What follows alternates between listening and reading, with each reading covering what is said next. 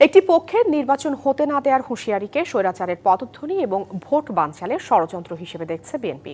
ধমক দিয়ে নির্বাচন বন্ধ করা যাবে না বলেও হুঁশিয়ারি দেন দলটির নেতারা।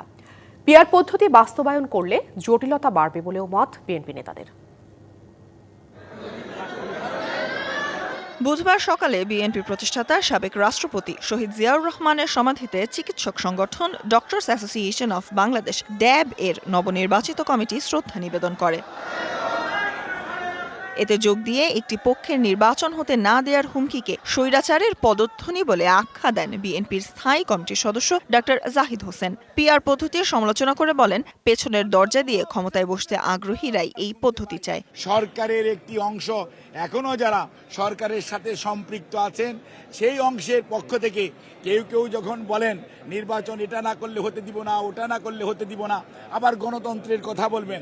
এই দেশের মানুষ জানতে চায় তার প্রতিনিধি কে, তাদেরকে সরাসরি দেখতে চায়। নয়াপল্টনে দলের কেন্দ্রীয় কার্যালয়ে সংবাদ সম্মেলনে আরেক নেতা রুহুল কবির রিজভী বলেছেন, নির্বাচনে পিআর পদ্ধতি নিয়ে আগে তো কোনো কথা হয়নি, এখন জোরে সোরে আলোচনা হচ্ছে, যা উদ্দেশ্যমূলক। একটা অবাধ সুষ্ঠু নির্বাচন চাচ্ছে, সেই মুহূর্তে এই পিআর আনুপাতিক নির্বাচন, এই নির্বাচনটা আমার মনে হয় যে এটা একেবারেই উদ্দেশ্য প্রণোদিত। এর মধ্যে আমার মনে হয় যে অন্তর্গত কোনো স্বচ্ছতা নেই। পিআর পদ্ধতি বাস্তবায়ন করলে জটিলতা আরও বাড়বে বলেও মত দলটির নেতাদের। Sultana Swarna, DBC news, Dhaka. আরেকটি 111 পরিস্থিতি তৈরি করবেন না, জনগণের বিপরীতে দাঁড়াবেন না, সরকারকে এমন সতর্ক বার্তা দিয়েছে জামায়াতে ইসলামী। রাজধানীর বিজয়নগরে জুলাই সনদের আইনি স্বীকৃতি এবং ওই সনদের ভিত্তিতে নির্বাচন আয়োজনের দাবিতে বিক্ষোভ সমাবেশ হয়। এতে যোগ দিয়ে জামায়াতের নায়েবে আমির সৈয়দ আব্দুল্লাহ মোহাম্মদ তাহের বলেন, জনগণের বিপরীতে না দাঁড়িয়ে রাজনৈতিক দলগুলোর সাথে বসতে হবে। নির্বাচনের যে সময়সীমা দেওয়া হয়েছে তা ঠিক আছে জানিয়ে তিনি বলেন, ডিসেম্বরে হলেও সমস্যা নেই। ভোটের আগে যদি একটি দল ক্ষমতায় যাওয়ার নিশ্চয়তা পায় তাহলে নির্বাচন কেমন হবে, এমন প্রশ্নও রাখেন সৈয়দ আব্দুল্লাহ মোহাম্মদ তাহের। সমাবেশে সুষ্ঠু নির্বাচনের জন্য পিআর পদ্ধতির দাবি জানান নেতাকর্মীরা। পরে একটি মিছিল বের হয়। রাজনৈতিক দলগুলোর সাথে ডায়লগে বসেন, রাজনৈতিক দলগুলোর কাছে আবেদন জানাবো, আসেন আমরা ইন্টার পার্টি ডায়ালগ করি, আমরা ইন্টার পার্টি রাউন্ড টেবল করি। দেশকে অনিশ্চয়তার দিকে নিয়ে যাবেন না, জনগণের বিপরীতে দাঁড়াবেন না, আর একটি 111 ক্ষেত্র তৈরি করবেন না। বিনিয়োগ পেতে হলে সংঘাত ও সহিংসতা থামাতে হবে। বাংলাদেশের সহিংসতা নয়, স্থিতিশীলতা দেখতে চায় বিদেশি বিনিয়োগকারীরা। রাজধানীতে বিদেশি বিনিয়োগ সম্মেলনে তারা জানান, মতপার্থক্য থাকলেও সহিংসতার পথ পরিহার করতে হবে। আর রাজনীতিকরা বলছেন, অসঙ্গতিপূর্ণ সমস্যা জিয়ে রেখে আর্থিক খাত চলতে পারে না। বেসরকারি আর্থিক প্রতিষ্ঠান ব্র্যাক ইপিএল আয়োজিত বিদেশি বিনিয়োগকারী সম্মেলন ছিল রাজধানীর একটি হোটেলে, যেখানে অংশ নেন জাপানের বিনিয়োগকারীদের বড় একটি ডেলিগেটের পাশাপাশি অন্যান্য দেশের প্রতিনিধিরাও। বাংলাদেশে বিনিয়োগের সমস্যা ও সম্ভাবনা তুলে ধরেন গবেষকরা। It also has strength for those who are looking for regional supply chain, regional investment. It is the connector between the South Asia as well as the East Asia ASEAN markets. বক্তারা অভিযোগ করেন, দীর্ঘমেয়াদী বিনিয়োগের উৎস হিসেবে পুঁজিবাজার দাঁড়াতে পারছে না। এর কারণ স্বল্পমেয়াদী আমানত নিয়ে ব্যাংকের দীর্ঘমেয়াদী অর্থায়ন। Come to the capital market for their long-term funds. সরকারের পক্ষ থেকে পুঁজিবাজার সহ বিভিন্ন খাতে বিনিয়োগের আহ্বান জানানো হয়। We are here to deliver a message to all investors, local and international, that Bangladesh is investable. তবে বিদেশিরা জানান, বিনিয়োগ পেতে হলে সংঘাত সহিংসতার পথ পরিহার করতে হবে। One sign of instability. অস্থিতিশীলতার একটি চিহ্ন পেলে আমরা চলে যাব। ঠিক সেভাবেই আমাদের তোমাদের বাজারে ধরে রাখতে হলে তোমাদের সহিংসতা করা উচিত হবে। Things like violence. Come take you to Sri Lanka story. Sri Lanka had শ্রীলঙ্কার ব্যাপারটাই দেখেন, ঠিক বাংলাদেশের মতোই সেখানেও রাজনৈতিক পট পরিবর্তন সহ বেশ কিছু ঘটনা ঘটেছে, কিন্তু শ্রীলঙ্কার অর্থনীতি ঘুরে দাঁড়িয়েছে। বিনিয়োগকারীদের আস্থা ফিরিয়ে আনা একটি বড় বিষয়। অনুষ্ঠানে বিএনপি নেতা আমির খসরু মাহমুদ চৌধুরী বলেন, আর্থিক খাতে বড় ধরনের অসঙ্গতি রয়ে গেছে। এই অসামঞ্জস্যতা আমি আগেই উল্লেখ করেছি। আর্থিক বাজারে এটা অনেক বড় ব্যাপার, এটা অবশ্যই আমাদের দূর করতে হবে।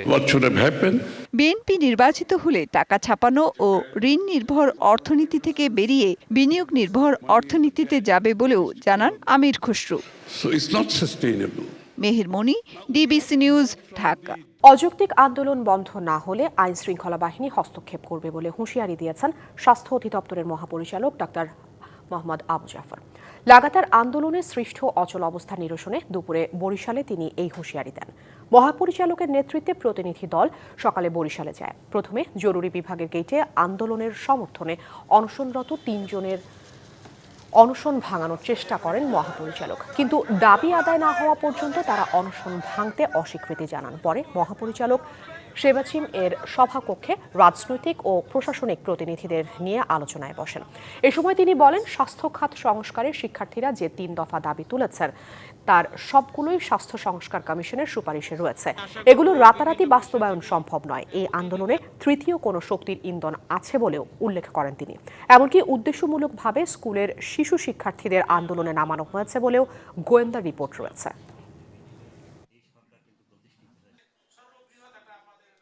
আমরা তাদের প্রতি সহনীয় এবং সীমাবদ্ধভাবে সহনীয় থাকার চেষ্টা করছি, কিন্তু এটা যদি আইন শৃঙ্খলা বাহিনীর কাছে চলে যায়, তারা যদি মনে করে আইন শৃঙ্খলা বাহিনীর বিশৃঙ্খলা সৃষ্টি, জনভোগান্তি সৃষ্টি হচ্ছে, সেটা তারা ব্যবস্থা নেবেন বলে আমরা আশা করি।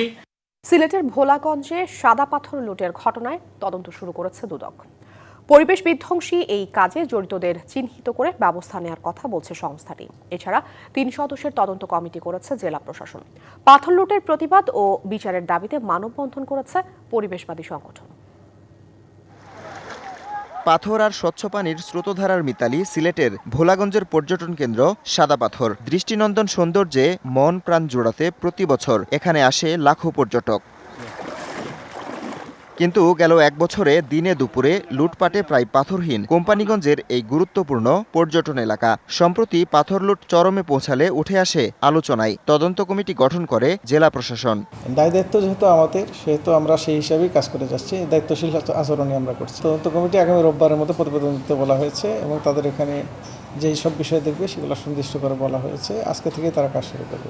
সাদা পাথর পরিদর্শন করে দুদক জানায়, নির্বিচারে পাথর লুটপাটের ক্ষেত্রে স্থানীয় প্রশাসনের দায় সবচেয়ে বেশি। কয়েকশো কোটি টাকার এই যে সম্পদ এখান থেকে তুলে নিয়ে যাওয়া হয়েছে, আত্মসাৎ করা হয়েছে, এই প্রক্রিয়ার সঙ্গে যারা যুক্ত বিভিন্ন স্তরে যারা যুক্ত, আমরা তাদের সবাইকে ফাইন্ড আউট করার চেষ্টা করছি। পাথর লুটপাটে যারাই জড়িত থাকুক তাদের বিরুদ্ধে ব্যবস্থা নেওয়ার কথা বলছে দুদক। এনফোর্স শেষে একটা প্রতিবেদন দাখিল করবে।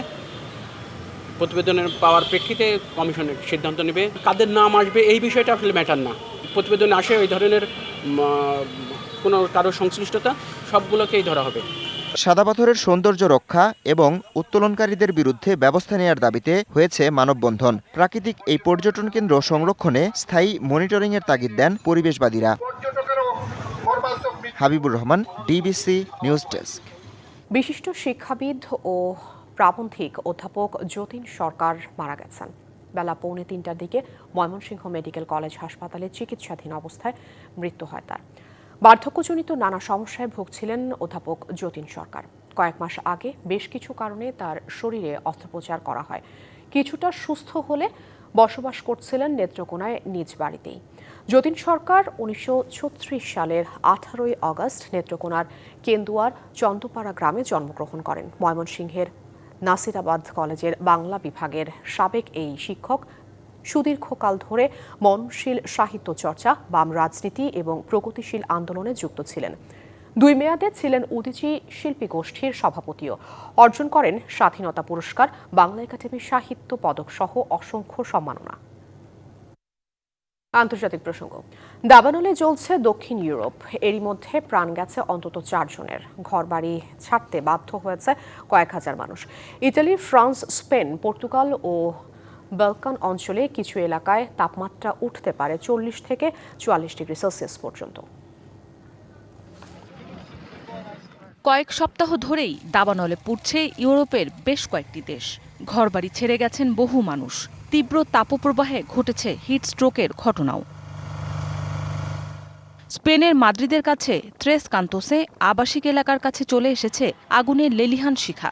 সরিয়ে নেওয়া হয়েছে কয়েকশো মানুষ। সেভিয়া ও কর্ডোভার তাপমাত্রা 44 ডিগ্রি সেলসিয়াস পর্যন্ত উঠতে পারে। সবাইকে সতর্ক থাকার পরামর্শ দিয়েছেন প্রধানমন্ত্রী পেদ্রো সানচেস। 3টি বড় দাবানল সক্রিয় পর্তুগালে। পরিস্থিতি সবচেয়ে খারাপ মধ্যাঞ্চল ত্রানকোসোতে। আগুন নেভাতে কাজ করছেন 1300-র বেশি দমকল কর্মী। ব্যবহার করা হচ্ছে 14টি বিমান। এগিয়ে এসেছে মরক্কো। পর্তুগালের দক্ষিণাঞ্চলে তাপমাত্রা 44 ডিগ্রি পর্যন্ত উঠতে পারে বলে সতর্ক করেছে আবহাওয়া দপ্তর। তীব্র গরমে হিটস্ট্রোকে হতাহতের ঘটনা ঘটেছে ইতালিতে। সপ্তাহের শেষ দিকে তাপমাত্রা ছুঁতে পারে 40 ডিগ্রি। রোম, মিলান ও ফ্লোরেন্স সহ অন্তত 10টি শহরে জারি করা হয়েছে রেড হিট অ্যালার্ট। তীব্র তাপপ্রবাহ অব্যাহত ফ্রান্সে। হিট অ্যালার্ট জারি আছে অন্তত 3/4 এলাকায়। প্যারিস ও এর আশপাশের তাপমাত্রা 36 ডিগ্রি এবং রোন উপত্যকায় 40 ডিগ্রি ছাড়াতে পারে। কয়েক সপ্তাহের মধ্যে দ্বিতীয় দফা তাপদাহের প্রভাব সামলাতে প্রস্তুত রাখা হয়েছে হাসপাতাল। প্রবল বাতাসের কারণে 150টিরও বেশি দাবানল সক্রিয় গ্রিসে। পুড়ে গেছে বহু ঘরবাড়ি, যানবাহন ও ব্যবসা প্রতিষ্ঠান। আগুন নিয়ন্ত্রণে তৎপর অন্তত 5000 দমকল কর্মী। পর্যটন এলাকা থেকে সরিয়ে নেওয়া হয়েছে বহু মানুষকে। তুরস্কের চানাক্কালে ও ইজমির সহ কয়েকটি এলাকায় বড় দাবানল সক্রিয় থাকায় সরিয়ে নেওয়া হয়েছে বাসিন্দাদের। সাময়িকভাবে বন্ধ রাখা হয় দারদানেলস প্রণালী ও চানাক্কালে বিমানবন্দর। মন্টেনিগ্রোতে রাজধানী পডগোরিকার কাছে আগুন নেভানোর সময় পানিবাহী ট্যাঙ্কার উল্টে হতাহতের ঘটনা ঘটেছে। এছাড়া দাবানলে পুড়ছে আলবেনিয়া ও ক্রোয়েশিয়ার কয়েকটি শহর।